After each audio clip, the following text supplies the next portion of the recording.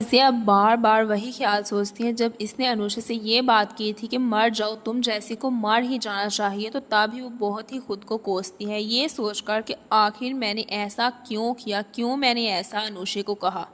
शायद मैं ये सब कुछ ना कहती तो आज ये सिचुएशन हमें ना देखनी पड़ती, मगर अब तो टाइम गुजर चुका था, अब कुछ भी नहीं हो सकता था। इस वजह से अली इसे बहुत ही ज़्यादा रोती है और पछताती है, मगर उस टाइम को वो वापस नहीं ला सकती। एक तरफ जहाँ इनके घर इतनी बड़ी आजमाइश आन पहुँच रही है, वहाँ ही अब दूसरी तरफ सिकंदर बहुत ही ज़्यादा खुश है अपनी एंगेजमेंट पर, और उसका भाई जो कि घर छोड़ने की धमकी दे चुका है। तभी उसकी माँ उसके बाप को बहुत ही ज़्यादा समझाती है कि आप ऐसा नहीं करें, मैं जानती हूँ हमजा की ज़िंदगी में कोई भी लड़की नहीं, इसलिए एक ना एक दिन वो उमाया की से शादी के लिए मान ही जाएगा। इसलिए आप इस तरह फिक्र करेंगे या ब्लैकमेल करेंगे तो वो जिस तरह हमें ब्लैकमेल कर रहा है वो ब्लैकमेलिंग ही नहीं बल्कि हमें छोड़कर हमेशा हमेशा के लिए इस घर से जा सकता है। इसलिए हम उसके माँ बाप हैं, हमें अक्लमंदी का मुजाहरा करना चाहिए। अब उसका बाप ये बात सुनकर कहता है कि ठीक है, तुम्हारे बलबूते पर ये सब कुछ छोड़ रहा हूँ, अब तुम्हें ही ये सब कुछ करना होगा और तुम्हें इस बात की गारंटी लोगे कि वो मान जाएगा। अब ये बात सुनने के बाद हमजा की माँ साफ साफ उसके बाप से ये कहती है कि ठीक है, अगर आप ये बात कह रहे हैं तो मैं उसकी माँ हूँ, मैं उसकी गारंटी ले सकती हूँ, मैं जानती हूँ, अपने बेटे की रग रग से वाकिफ़ हूँ। अब हमजा भी अकेला बैठे यही ख्यालात सोच रहा होता है कि आखिर मैं अमाया के वक़्त उस लड़की का ख्याल अपने जहन में कैसे ला सकता था, जो कि जब भी मुझसे मिलती है सिवाय झगड़े के और कुछ भी नहीं हमारी बात होती। तो मैं कैसे सोच सकता हूँ उसके बारे में जब मेरे माँ बाप मुझसे पूछ रहे थे क्या तुम्हारी ज़िंदगी में कोई और लड़की तो नहीं, वो तो हरगिज़ भी नहीं। तो फिर क्यों मेरे हवासों पे छाई हुई है, जब भी कोई ऐसी बात होती है तो तब वो मेरे माइंड में आती है। ऐसा ना तो हो सकता है और ना ही कभी होगा, इसलिए मुझे अपने आप को समझाना होगा और उससे अपने दिलो दिमाग से निकालना होगा। मगर हमसा को भी इस बात का इल्म नहीं कि बहुत ही जल्द ऐसा होने वाला है कि वो उसके सामने आंख खड़ी होने वाली है, क्योंकि जैसे ही अब अली से नौकरी के लिए सीवी ड्रॉप करती है तो उस वक़्त कंफर्मेशन के बाद ही उससे पता चलता है ये ऑफिस किसी और का नहीं बल्कि उसी शख्स का है जिस शख्स के बार बार मेरे सामने टकराव होता है। तो तभी एलिज़ा यही डिसाइड करती है कि नहीं, मुझे इस ऑफिस में जॉब नहीं करनी, मगर हालात से मजबूर होकर उसे ये फैसला करना ही पड़ता है कि वही रुकेगी अब और वही जॉब करेगी। मगर दूसरी तरफ जैसे ही उसे इस बात का इल्म होता है कि सिकंदर कोई और नहीं बल्कि इसी का भाई है, तो उस वक़्त वो यही सोचती है कि ठीक है, अगर ये सीधी उंगली से नहीं निकला तो अब मुझे उंगली टेढ़ी करनी ही पड़ेगी, क्योंकि ये इंसान इस काबिल नहीं है कि इसे ऐसे ही छोड़ दिया जाए, जिसने हमारे घर में इतनी बड़ी आजमाइश डाल दी, यहाँ तक कि हमारी जिंदगियाँ तबाह बर्बाद कर दी। मेरी माँ की पूरी ज़िंदगी की कमाई हुई इज्जत इसने एक झटके में बिखेर कर रख दी। तो मैं कैसे इस इंसान को ऐसे ही छोड़ सकती हूँ। नहीं, अगर इसका भाई वाकई में मेरे इर्द गिर्द मुंडलाना चाहता है तो घूमने जितने मेरे गिर्द चक्कर लगाने हैं। मैं भी जानती हूँ अब मुझे नेक्स्ट मोहरा क्या चलना है और क्या चाल चलूँगी जिससे ये सब कुछ तबाह बर्बाद हो जाएगा।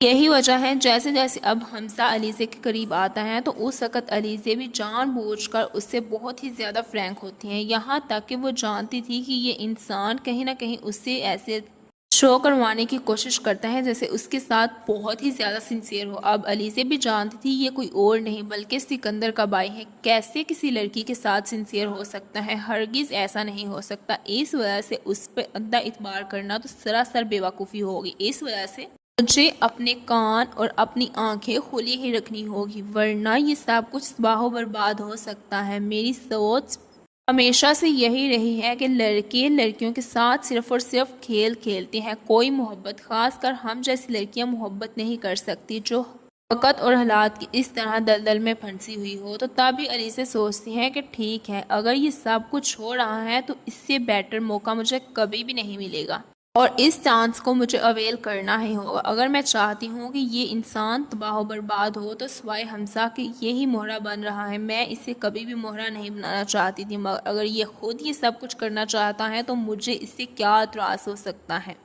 अब जैसे ही सिकंदर को भी इस बात का इल्म होता है कि ये कोई और नहीं बल्कि अनुषा की ही सिस्टर है, तो उस वक़्त वो उसे वार्न करता है और बार बार उसे यही कहता है कि तुम ये नहीं करो, क्योंकि पहले पहल तो वो भी इसके गिर्द मन ला रहा था, मगर जब से शादी की बात चल रही है तो उस वक़्त से लेकर अब तक वो अलीज़े को यही समझाने की कोशिश करता है कि अगर तुम्हारी बहन की एक झटके में सिर्फ एक थप्पड़ की वजह से मैं ज़िंदगी तबाह बर्बाद कर सकता हूँ तो तुम सोच भी नहीं सकती कि तुम्हारे साथ मैं क्या कर सकता हूँ। इसलिए तुम्हें ये मैं पहले ही वार्न कर चुका हूँ, हमारे ख़ानदान से दूर रहो। तो इसलिए बेटर तुम्हारे लिए यही है कि तुम मेरी बात को सुनो, समझो और इस पर अमल करो। मगर दूसरी तरफ जैसे अलीज़े ये बात सुनती हैं, उसका डरा हुआ फेस देखती हैं तो उसे साफ साफ ये कह देती हैं कि नहीं, ऐसा तो मैं हरगिज़ नहीं करूँगी। और अगर तुम चाहती हो कि मैं अपना मुंह बंद रखूँ और तुम्हारा राज किसी के सामने ना खुले तो बेहतर यही है कि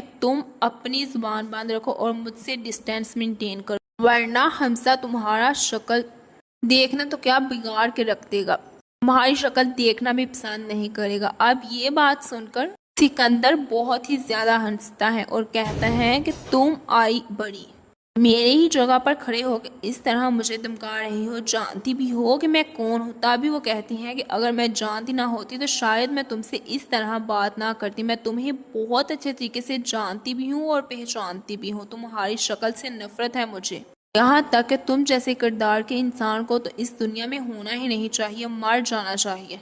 जो एक बहन की जिंदगी तबाह बर्बाद करने के बाद अब दूसरी बहन को धमका रहा है। तुम आखिर समझते क्या हो खुद को? तुम्हें क्या लगता है हर लड़की अनुषे जैसी मासूम होती है? नहीं, हर कोई अनुषे नहीं होती। अनुषे एक्स्ट्रा ही मासूम थी जो तुम्हारे जाल में फंसती चली गई।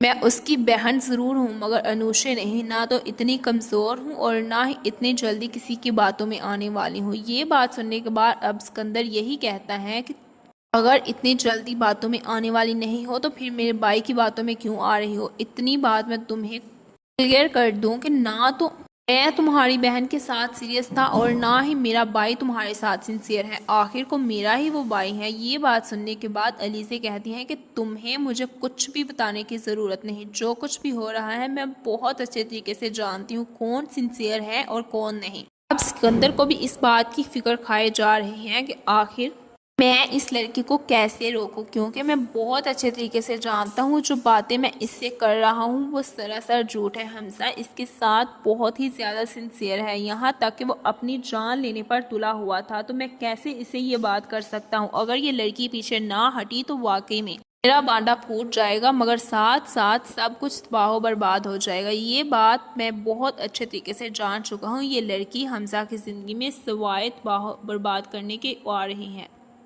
ना तो ये उससे मोहब्बत करती है और ना ही इसे किसी लड़के में इंटरेस्ट है, सिवाय बदले के इसके दिमाग में और कुछ भी नहीं चल रहा। इसकी नीयत से मैं बखूबी वाकिफ़ हो चुका हूँ, मगर मैं अपने भाई को ये बात कैसे समझाऊं कि ये लड़की उसके लिए ठीक नहीं है। इसे अब बार बार वही ख्याल सोचती है जब इसने अनुषा से ये बात की थी कि मर जाओ तुम जैसी को मर ही जाना चाहिए, तो तभी वो बहुत ही खुद को कोसती है। ये सोच